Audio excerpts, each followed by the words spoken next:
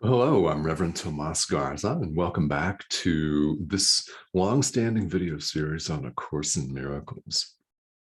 This is A Course in Miracles. It is a required course. I love that. That's straight out of the introduction, where Jesus means by that awakening is not only required of all of us, it's all of our destiny. So the phrase universal curriculum here in A Course in Miracles, it comes from the Manual for Teachers, which is a different part that I think we'll maybe cover next in this video series once the workbook is completed.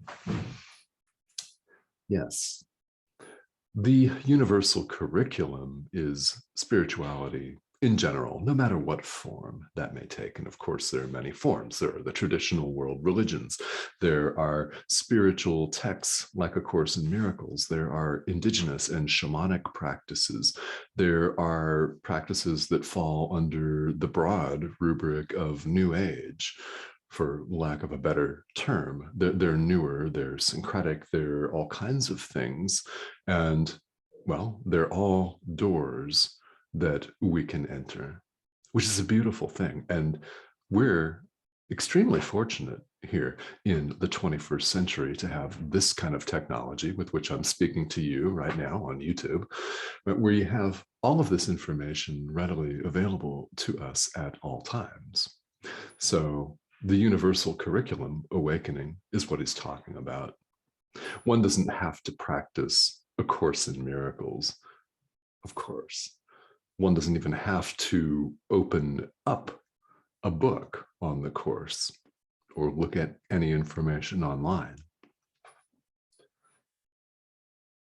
But because you're watching this, you've already done that. Too late. Right. Okay. Well, I want to talk today about miracles again. I want to talk about judgment again. The lesson that we're working on here today in the workbook is lesson 347. Really, after that, there are 18, and then we're at the beginning again. I mean, the end. Wait a minute. Get where I'm going with that one. There is no end. Nor is there a beginning. Anyway, lesson 347 is a very important idea that deserves at least one video. To be perfectly honest, it deserves more than that, because the ways in which we've gotten so carried off by our own projections, by our own imagination, really makes this idea even more important. It's always an important idea. So let's read it, and then we'll talk about this here in some depth. So lesson 347, anger must come from judgment. Judgment is the weapon I would use against myself to keep the miracle away from me. Anger must come from judgment. Judgment is the weapon I would use against myself to keep the miracle away from me. Anger must come from judgment. Yeah. Judgment is the weapon I would use against myself to keep the miracle away from me.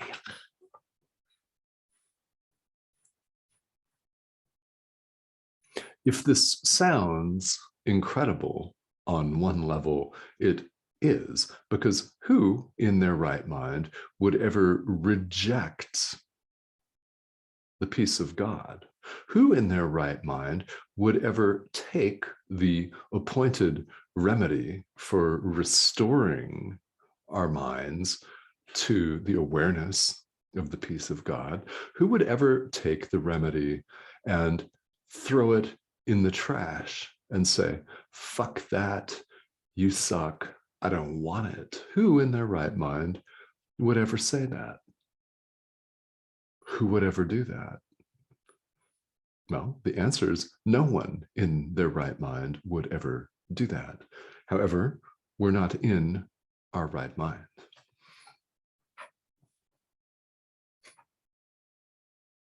Ego doesn't want to hear that, does it?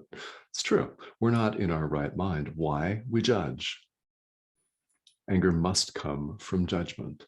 Judgment is the weapon that we would and do use against ourselves to keep the miracle away from us at arm's length or further, preferably sometimes.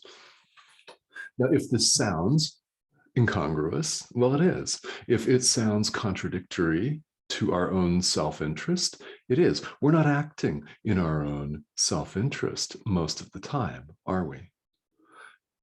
When we extend forgiveness, when we extend miracles, when we practice and reorient our minds to miracle readiness, miracle-mindedness, in other words, when forgiveness becomes a habit, when we accept atonement for ourselves, in other words, when we accept the remedy of miracles and forgiveness, when we accept healing for ourselves, when we accept that the separation never occurred, there is no separation of any kind, when we accept that,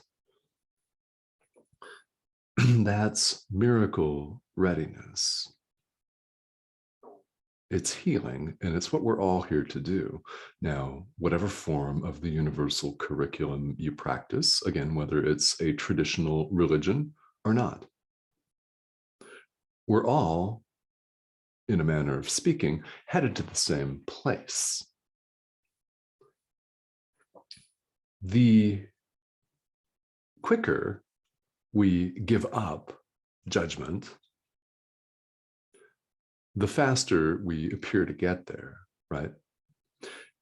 There's no place to go. This is why I use words here to describe these ideas like seem to and appear. I want to get that into your vocabulary. I also want to introduce into your thinking the same thing that Jesus wants to introduce into your thinking, the idea that the world is not real. This is mind training. It's mind reorientation. And in A Course in Miracles, in spiritual practice in general, whatever form or forms it takes for you, we begin to introduce these ideas which can seem radical and extraordinarily far-fetched at first. And they can seem readily, incredibly, and extremely threatening. I have no doubt said some things that make you want to turn these videos off. And it's entirely likely that at one point you have. So what? What's going on there is the ego is attempting to keep you distracted. That's what's going on, is you're judging me. You're judging Jesus. You're judging the Holy Spirit. You are, right? You're not alone. Don't feel singled out. Yeah. You're shooting the messenger by turning off the video because it doesn't accord with the way you would have things be. Well, how does the way things are for you, the way you'd have them be for you, how is that working out for you? When we're honest with ourselves, and I, of course, invite you to be perfectly honest with yourself. When we venture into that adult territory, yeah, I'm talking to all of us, right? When we venture into the adult territory of honesty and responsibility, we examine our lives and our decision-making processes, and we discover that we're judging left and right.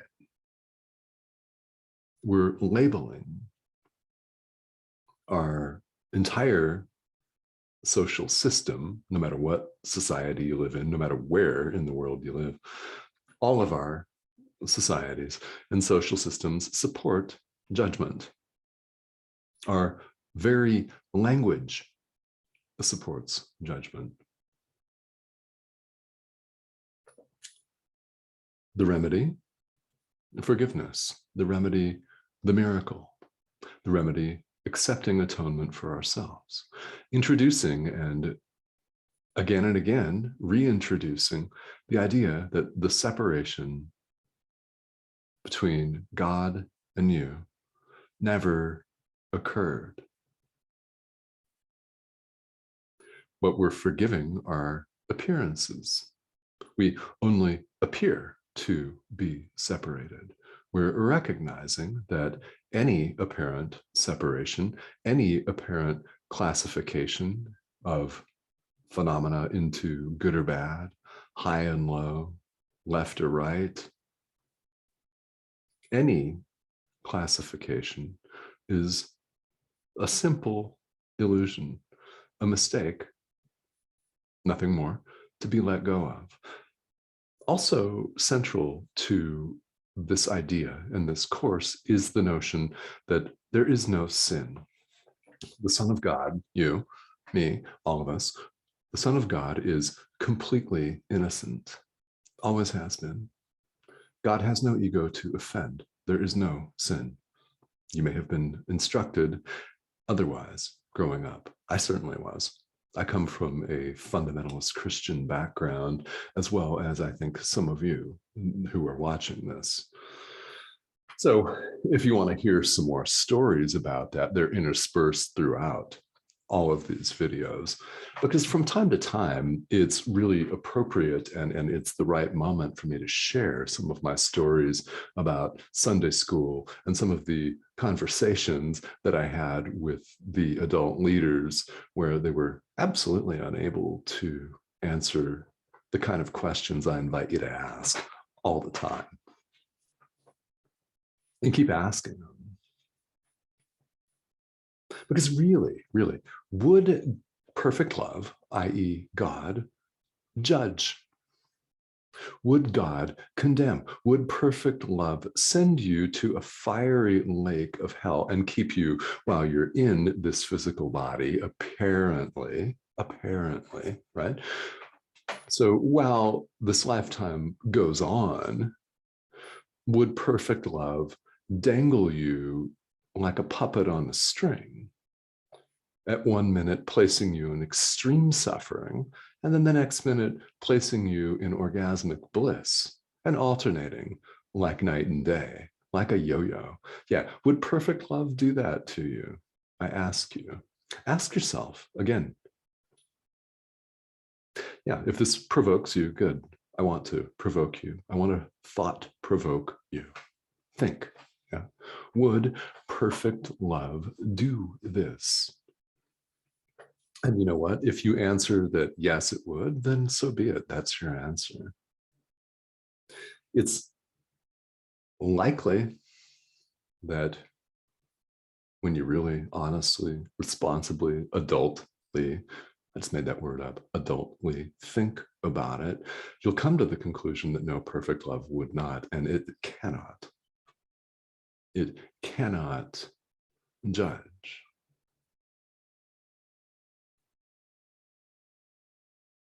God does not judge.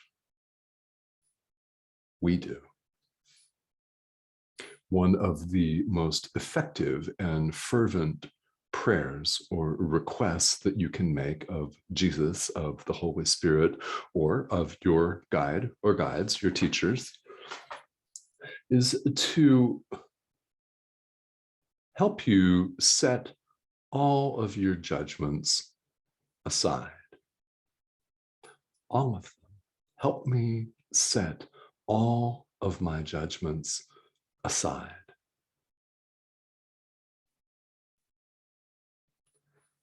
Because as we see with this workbook idea, judgments are a defense. They're a weapon that we use only against ourselves. We think we're judging somebody else, and well, as we discover, with judgment and with forgiveness, the remedy for judgment. When we judge someone else, we're judging ourselves. When we forgive somebody, we're forgiving ourselves. There is no one out there. There is no separation of any kind, and it never occurred. Let these ideas ring in your mind again and again and again. You'll hear them from other people. You'll hear them from me. You'll hear them from different teachers and in different forms. And you'll hear them in ways that you may not currently imagine. In many different places, in many different times, you'll hear the same message that you are innocent at the core, right? At your essence, who you are.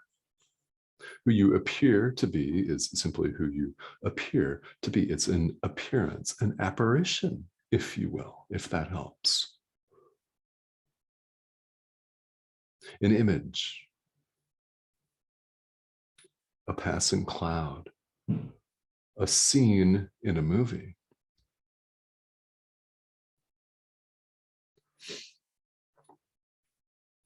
We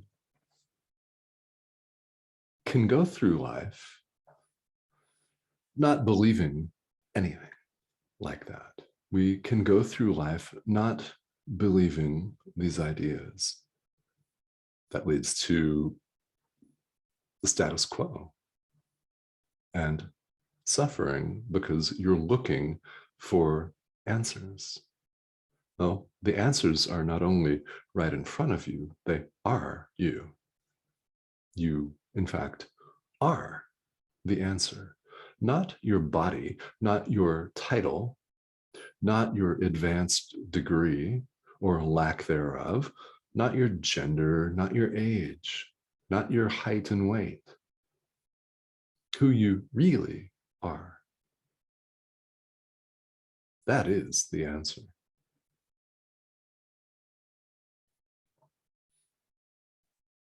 So rather than judge and push the miracle away, we're invited in this extraordinary thought system, A Course in Miracles, to do just the opposite of that. If what we're currently doing doesn't work, why wouldn't we entertain the 180-degree opposite of that? Forgiveness, extending miracles, extending love, offering miracles, offering miracles.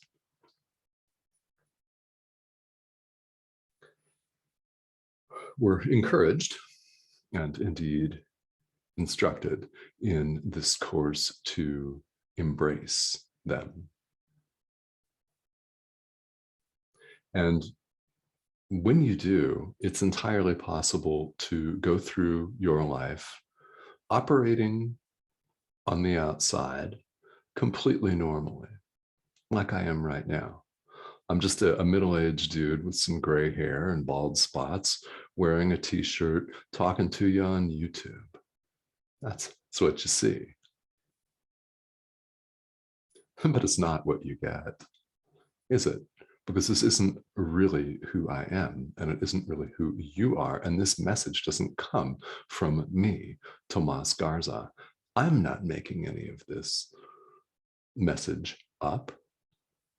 It's straight from Jesus, the author who dictated A Course in Miracles. And as you delve into this material, you discover that this is universal spirituality itself. We're to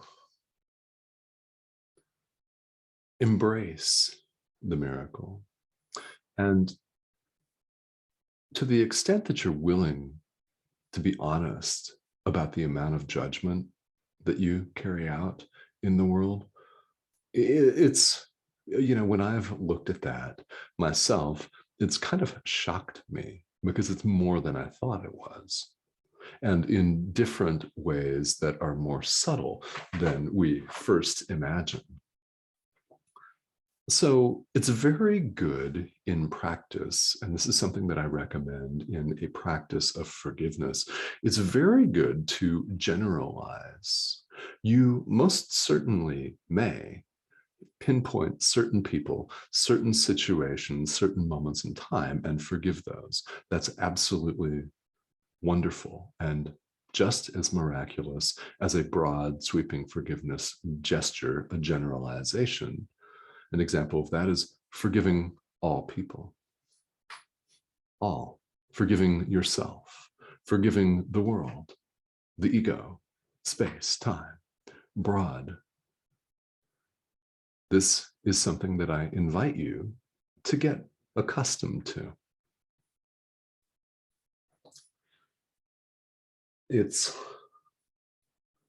one way that we can quickly become more loving.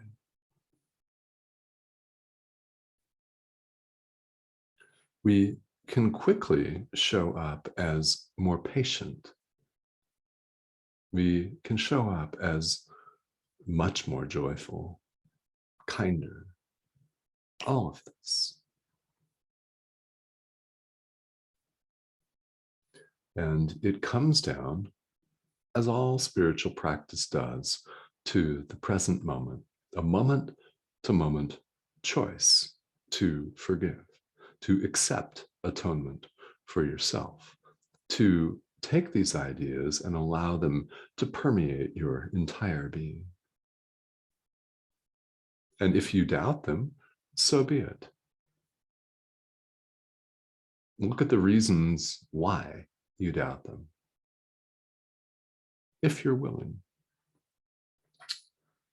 And to come back to the theme from the beginning, the universal curriculum, you will come back to them. Maybe not in this lifetime. It's entirely possible to delay for a long time. However, this is what time is for you to accept these ideas, to accept atonement for yourself, to accept your oneness with God, to want only the peace of God, however you define that. The peace of God is beyond all words anyway, so it doesn't make any difference which door of the universal curriculum you enter. A Course in Miracles is but one of them. There are many. Happily, there are many. So this is, as always, a heartfelt invitation from me to you to practice. And if I can be of any assistance at all to you in any way, please feel welcome to get in contact with me. And we will continue this video series going through the workbook and beyond. All right. Thank you for joining me.